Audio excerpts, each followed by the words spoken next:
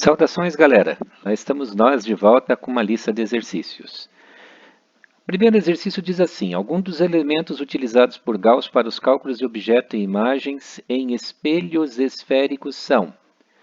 Neste caso, o exercício, o melhor modo de você resumir e resolver seria fazendo por eliminação de absurdos, ou seja, o que está errado. Você já descobriria tranquilamente. Querem ver por quê?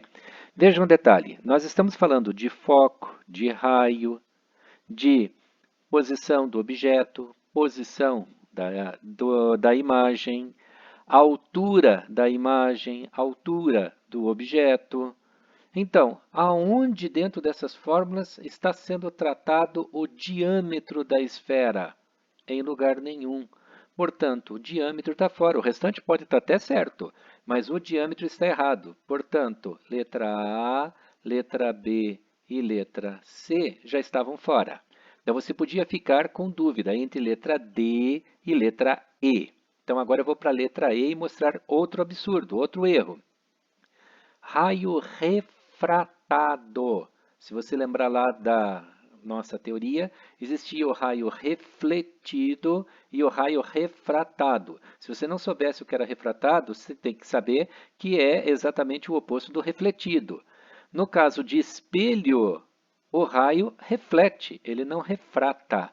Portanto, a letra E estava errada também. Sobrava só a distância focal, altura e posição do objeto e altura e posição da imagem. Letra D. Continuemos.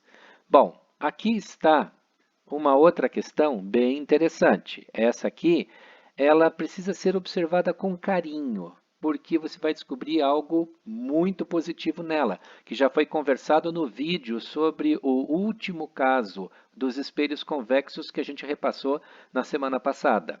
Então, sobre imagem de um objeto colocado diante de um espelho convexo. Isto aqui resume tudo o que você precisa para dizer se é verdadeiro ou se é falso.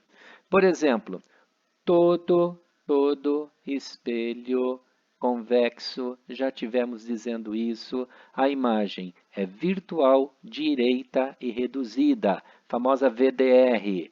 Portanto, a segunda parte aqui, virtual, direita e reduzida, é verdadeira. Logo, dizer que a imagem real invertida e ampliada é falso. Que mais?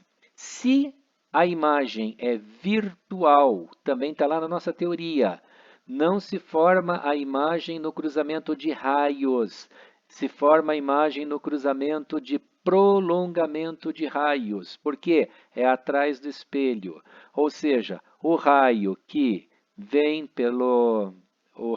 passando pelo objeto, batendo no espelho convexo, ele retorna.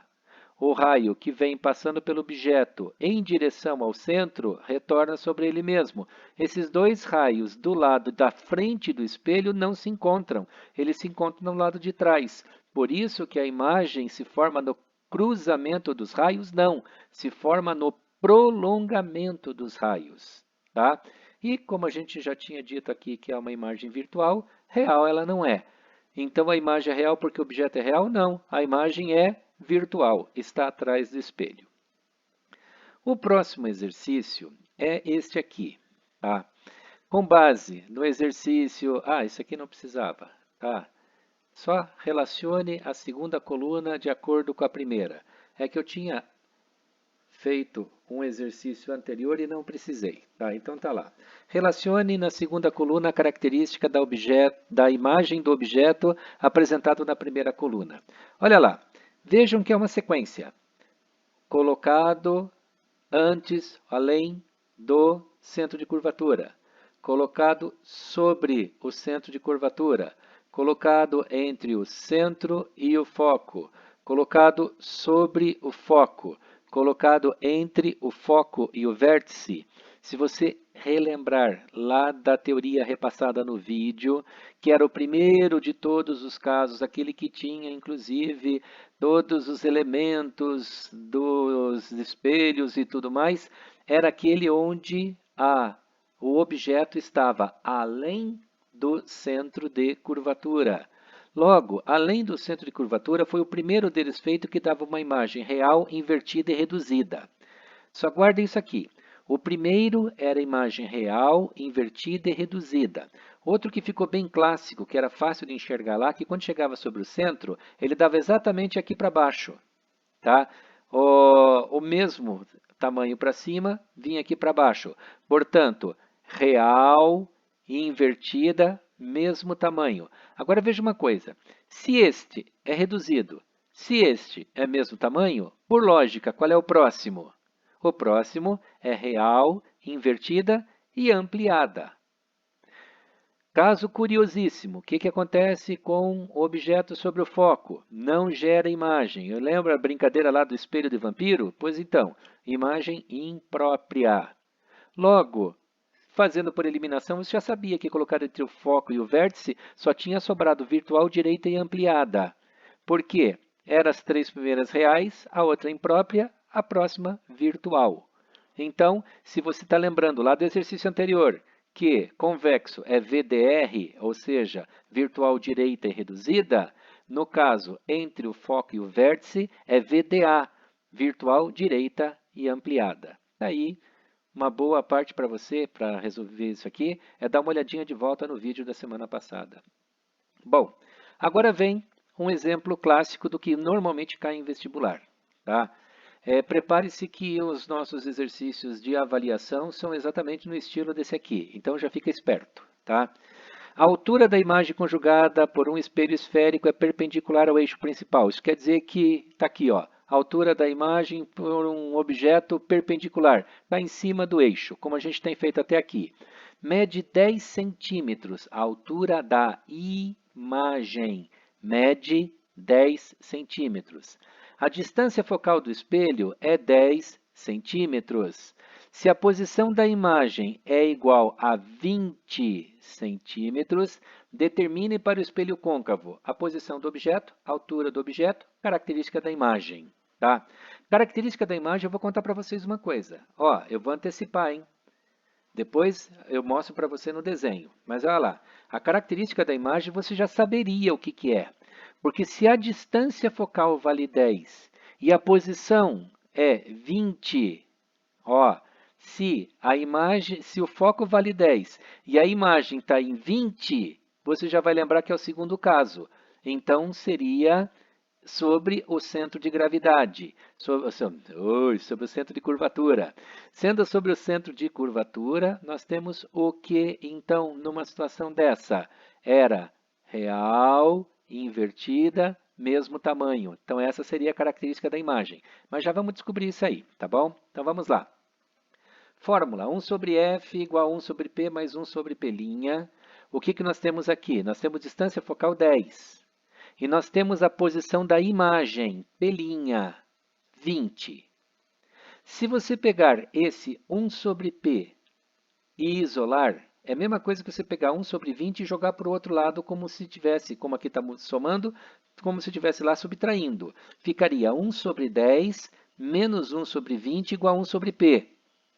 Então, nada mais nada menos, pega essa fração e joga para o lado de lá. O problema está sendo o seguinte. Cálculo de soma e subtração de frações. Eu não vou me estender aqui, fazer um vídeo sobre isso, mas você vai ter que lembrar que você tira o menor múltiplo comum dos dois, entre o 10 e o 20. Qual é o menor múltiplo comum dos dois? É o próprio 20, tá? Aí você tem que pegar o 20, dividir pelo de baixo, multiplicar pelo de cima. 20 dividido por 10, 2, vezes 1, 2. 20 dividido por 20 dá 1, vezes 1, 1. 2 menos 1, 1. Tá, 1 sobre 20. Então, essa conta aqui, gente, vocês me perdoem, vocês vão ter que se virar na matemática. Se você não sabe fazer soma e subtração de frações, vai para o YouTube, vai para a internet e descubra como faz. Bom, 1 sobre 20 igual a 1 sobre P. Você podia fazer 1 vezes P igual a 20 vezes 1, ou somente dar o tombo na fração. Se você der o tombo na primeira fração e o tombo na segunda, o P sobre 1 fica P e o 20 sobre 1 fica 20. Logo, a posição do objeto é 20 centímetros. Tá? Olha lá, qual era a posição da imagem? 20. Posição do objeto, 20. Os dois estão na mesma posição. Tá, só que agora vem a altura do objeto para ser calculada. Bom, a fórmula de altura do objeto é y' sobre y, ou seja, a altura da imagem dividido pela altura do objeto, é igual a menos posição da imagem pela posição do objeto. Vamos pegar os resultados. Y', a altura da imagem, está lá no exemplo. A altura da imagem é 10 centímetros. A altura da imagem, 10 centímetros. A altura do objeto, estamos procurando. Posição da imagem, menos a posição da imagem, menos posição da imagem, 20. Esse menos aqui da frente é da fórmula. A posição é 20. E posição do objeto, você acabou de calcular que é 20. Então, é lá, menos 20 dividido por 20 dá menos 1. Agora, se você vai trocar os dois um pelo outro, o y vai para lá, o menos 1 vem para cá. Fica 10 dividido por menos 1. 10 dividido por menos 1 é menos 10. Opa, o que quer dizer essa altura menos 10? Significa que se a altura anterior, tá, era 10 centímetros para cima, o outro menos 10 é 10 centímetros para baixo do eixo.